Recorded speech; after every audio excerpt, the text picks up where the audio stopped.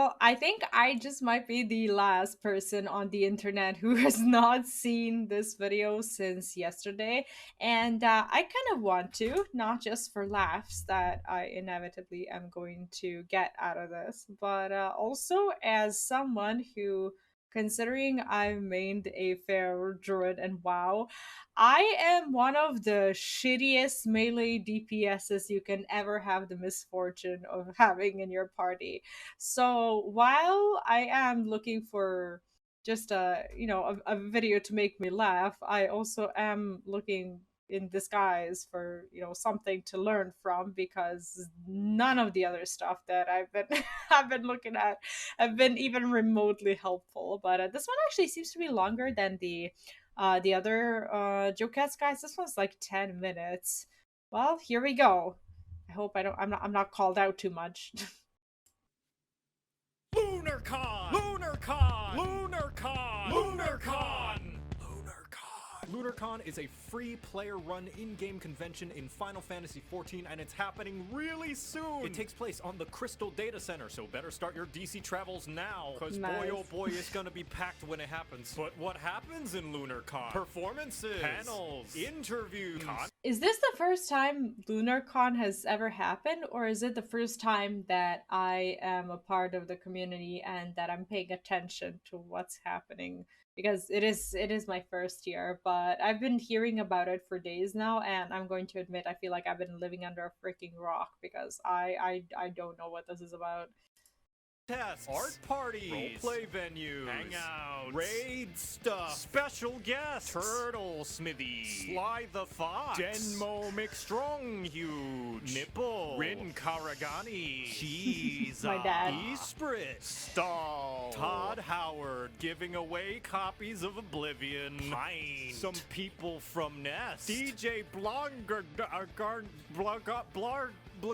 What? who knows how many other things. I don't. Seriously, I meant Okay, I'm starting to understand why this video is longer than the other ones. to get this video out like 2 weeks ago so that I'd promote the event a little bit earlier so that there'd be more time for people to prepare, but like time got away from me. I'm so sorry. July 29th to the 31st. LunarCon.net for all the info. See you there.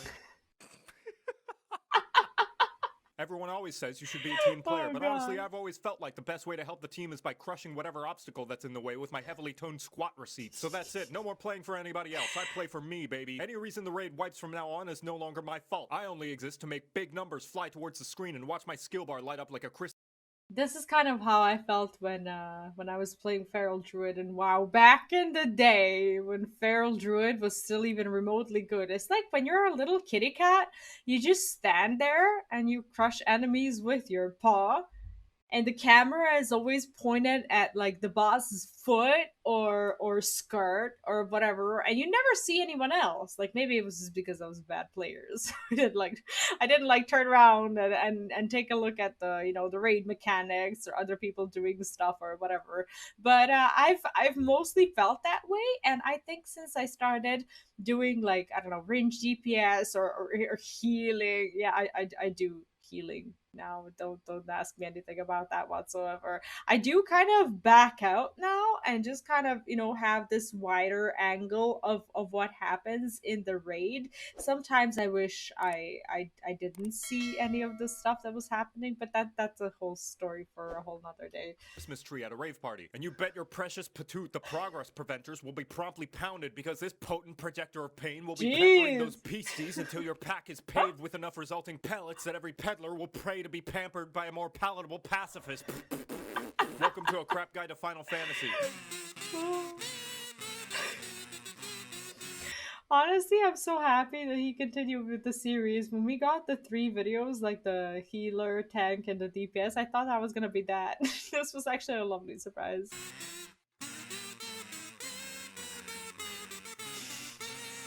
Being a DPS is like being the king of capitalism, because the way you play, taking care of others is for bitches. Pay no attention to anybody else's well-being unless it directly affects you, and so long as you're alive and safe, you can act like anything bad that happens around you is probably not your fault. All that brain power instead will be put towards what really matters, your complicated as shit damage rotation. That's right, step aside tanks 1, 2, 3 and healers 2 damage buttons. These are where the big guys and gals play. Or at least that's what they like to tell themselves, since one of the only party utilities they have to worry about is pressing the faint button once in a blue moon. Their hotbar will more often have dozens of buttons all dedicated to big damage. The melee DPS is the most. Wanna watch me get a ball for a second of uptime? Wanna watch me do it again? Oh my god, I feel cold now. I haven't even read the whole thing. Featuring Dante for DMC. WAST is completely run off. LP spouse 3 expansions late. You get a gap closer and you get a gap. Most important person in the party, as you are the one on the front lines inspecting the bad guy's anus like it's where all the Hrothgar hats are hiding. Exactly. While avoiding the enemy's sprays of hot, poisonous gamer stain. Not only are you going to be up in their grill, turning their cheeks into a ripe tomato while flip-flopping in and out of danger like you're a politician making pancakes, you're also going to make like an adult film star and learn positionals. Certain attacks in your damage rotation will require you. Honestly, this is probably something that I shouldn't even be admitting in a video like this, but I do, because at the very beginning of this video I did admit I need help.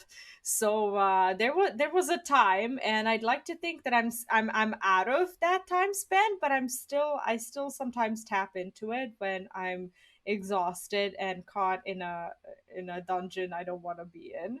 It's like that time when you start playing like the positional jobs, and you think that by having like the true north up as much as you possibly can, that it completely obliterates your need to learn positional.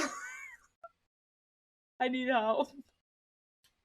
Land them in specific areas around the enemy target, specifically the rear and the flank, in order to deal additional damage. How do you tell where those positions are? By the massive disembodied titty underneath the target. See this nipple? That's the front, where the tank will be sucking on the sweet milkies that are tank busters. Which obviously means this conspicuous ticulus on the opposite end is the rear. What about the flank? That'll be on either side of the enemy. And if you're ever confused as to where each area begins and ends, a useful tip on how to tell is imagine there's a big X dividing each of the quadrants. Or you could just press true north and pretend positional. See, I was right. You can also do that. Don't exist like it's an embarrassing memory of that time you did the Gangnam Style at school, unironically. The only time it isn't the case is when the enemy has a full ring without an opening, in which case you won't have to worry about any of that guff, and you can just sit there like an off-tank who's actually having fun. Otherwise, between hopping back and forth in these two spots and running around... This is my favorite kind of tank, spoken as a true tank main. Catching up to the boss whenever the tank feels like doing cardio, your little wall's legs are gonna get so much working out that they'll be thick as the milk from the teats of a whale made of molasses. Which is to say, expect to move. A lot. But what if I'm not in the right place for a position or the boss is far away? Just remember the old adage. Always be casting! Even if you're not able to land your position. Like, are positionals in this sort of situation, are they actually considered mandatory gameplay, or are they just like a bonus feature of a melee DPS that not everyone executes? When you do execute it, you're somewhat praised, but you're in no way, shape, or form expected to, because no one else does it.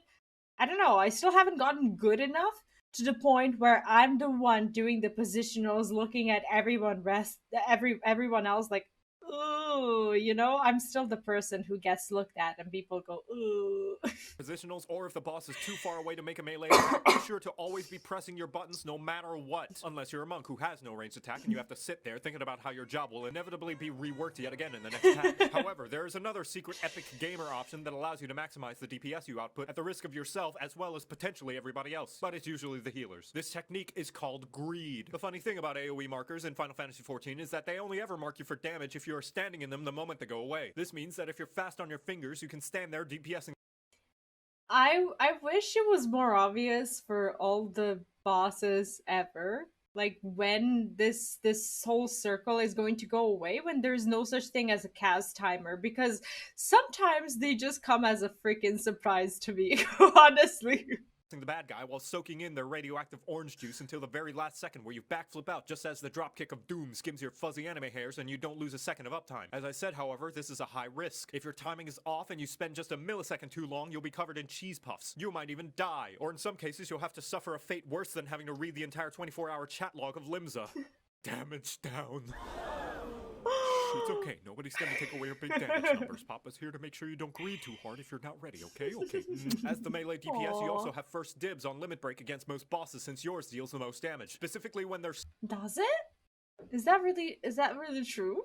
single. This is because when you hit the limit break button, you're not actually attacking them, just showing them pictures of a happy, healthy relationship, and nothing hurts more than emotional damage. Just ask Arianje. But what are the individual jobs whom of which meleeth said up-close slappers to thine adversaries? There are 5, and each one is a different flavor of anime and edge. Monk, for those of you who want to go fast, having one of the shortest global cooldowns in the game means you'll be dealing out punches like you're a pissed-off caterer at a middle school sock hop. Instead of As someone who only recently started leveling Monk as a job, I have to say Monk comes to me as a massive disappointment in all ways, shapes, and forms, because I understand that I'm gonna get like cringes and eye rolls for everyone who's actually serious about the job, but as someone who started like leveling and getting all these buttons that say raptor form, curl form, or whatever, I get that you're not actually supposed to turn into them, but you know how disappointing it was to be casting these spells and realize that you're not actually turning into anything. I get I get how ridiculous that is, but that is just a buzzkill every time for me that I'm leveling Monk. It's just some sort of primal childish sadness of someone who just wants to see her character being turned into a dino, but it can't, and it won't. And it's a ridiculous reason to not fully enjoy the fantasy of a job, but here we are. I never said I was good at, or reasonable at this.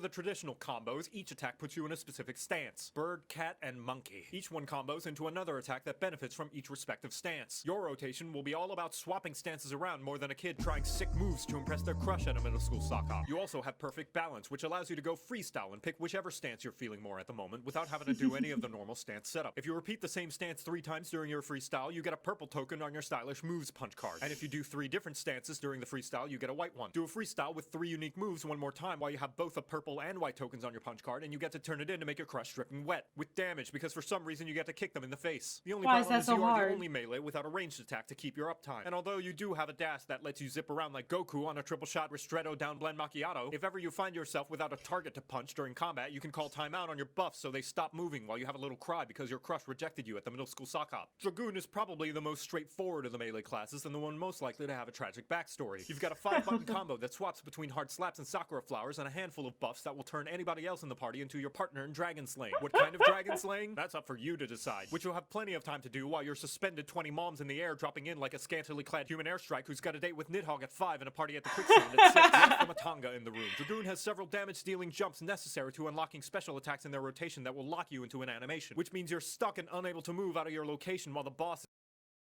Honestly, I haven't even touched Dragoon yet, but everything that I've ever heard about Dragoon is like crippling my attitude into like this weird curiosity and dread at the thought of approaching this job.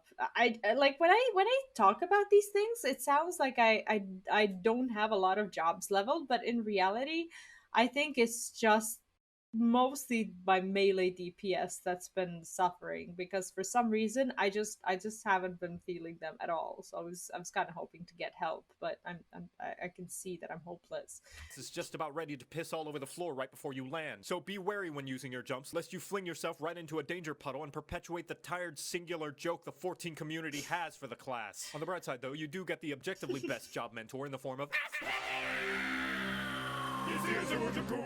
Ninja is great for people who enjoy American football, because for every 10 seconds of excitement, there's a minute of fuck all. Your rotation is all about fitting every goddamn cooldown you can into a small window of time where you make the enemy take more damage, and on top of that, you also have the ability to live out every weeb's dream and do a bunch of hand gestures to cast magic attacks, and also drop down into a low position and run with your arms flopping behind you in the breeze, which Final Fantasy objectively proves makes you go faster. You got 3 hand symbols, and depending on what order you do, you will make a different kind of anime reference. For example, going Chi Tenjin Tenjin Chi Chijin unlocks the secret dark ending of Cory in the house and causes the enemy to be susceptible to bonus damage. But maybe you're facing a mob of enemies who are immune to A-rank powered life forms, so you'll instead have to go Tenjin Jin Chijin Chijin Ten Chijin Tenchi for 3 seasons of Sonic Underground, which will kick sand into their eyes with how fast you'll be running circles around the slowpokes. More or less, you'll have to do some studying up on what combos do what, but here's a secret cheat sheet. Only the final mudra in the sequence matters. Fuck, it's the skill floor police! Cheese it! Samurai, the job most likely to have a dick measuring contest with a black mage. I'd be careful though, their dad works at Square Enix. This weeb. See, I don't understand for like considering the simplicity of the samurai, I don't understand for the life of me why samurai hits so hard. And this is the job that I am playing. It's just beyond me. Like I always feel like I'm missing something, like some crucial spell that I need to be casting that's going to make my entire rotation complicated, and then most of the time I'm pretty good on DPS and there's no more buttons to press. That just makes me feel like they had some sort of massive bias when they created a job in the first place. The most selfish of the melees, as it provides no utility for the rest of the party and instead acts like the average soccer player, focusing on being the star of the show who gets all the attention, especially when it drops to the floor clutching its knee when somebody sneezes on them. Your attacks contribute to a kink bar, which allows you to shame the enemy in a variety of ways, as your katana is also a substitute for a horny bat. So you remember how the monk has a punch card? Well, so do you, except yours is your sword and the punches are stickers. You have 3 basic combos, each one giving you a slight buff and slapping a sticker onto your katana, and depending on how many stickers you looks like I'm not missing anything. It's just unfair as it is. You will get one of 3 different rewards when you turn in your sticker sheet. With 1 sticker, you'll apply a dot that'll last longer than it takes to clean your room. Don't lie to me, I know a majority of my audience has depression. 2 stickers will charge up an AoE around you, and 3 stickers will make...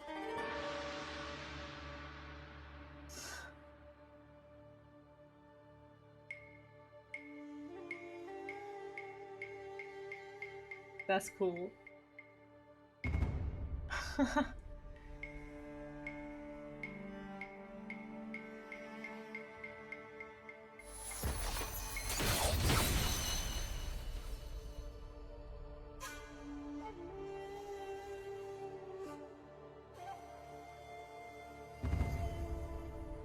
Each sticker attack also gives you an additional separate sticker, and once you have 3 of those, you get to do an additional... And finally, the Reaper, the transfer student from Garlemald who got the rest to mauled at the fact that they think they're better than the rest of the melees. Which I mean they are, but don't let any Reaper hear you say that. It'll go to their heads. Being the darkest and edgiest of melees means that your job gauge is the Dark Souls HUD. Similar to the Samurai, you build up... Honestly, I only started playing, like, the melee DPS when Reaper came around because I had 0 of them leveled and I felt like it was the right time to start with something. So you go through Reaper and you think you're having a good experience, but then when you go back and try to do the rest of the jobs, it just feels like there's like this big discrepancy between the newer melee jobs and the older ones, to the point where it's just unfair to be putting them all in the same basket. Up a bar that can be spent on big slaps. And those big slaps give you edgy boy points that can be spent on additional big slaps. Except this time, they're coral blue number 57 gloss lipstick. Once you've kissed enough boys to build up your fashion bar, you get to turn into a spooky ghost. You do the slice. You do the spooky slice. The spooky slice. Now your swings have some spice. You do the slice. It's just your soul that's the price. You do the slice. You do the spooky slice. And now you know how to play melee. You're welcome. For the northern snow front of Ilsabad. Alright. Think I'm ready. This is totally gonna work for me.